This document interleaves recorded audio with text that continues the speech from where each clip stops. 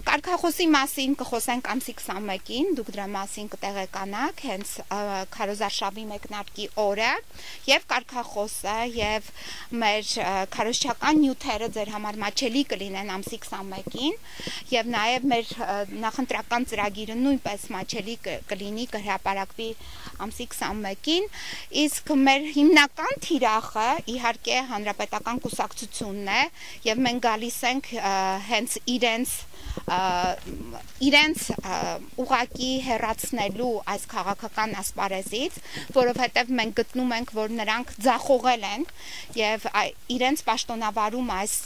երկարաժամկետ պաշտոնավարումը ուղակի կործանարար է եղել Հայաստանի Հանրապետության համար եւ Երևան քաղաքի համար։ Կարծում եմ դուք տեղյակ եք, որ ելքում ընդգրկված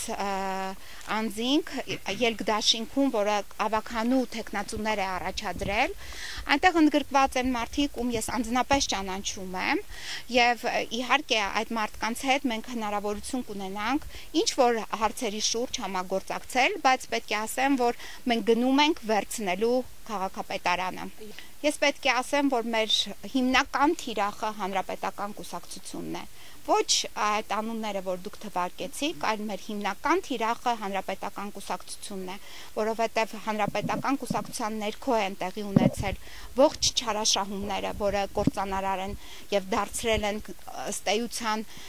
բացարձակ խոցելի Հայաստանի Հանրապետությունը։ Տիկին Փոստաջյան, եթե կարելի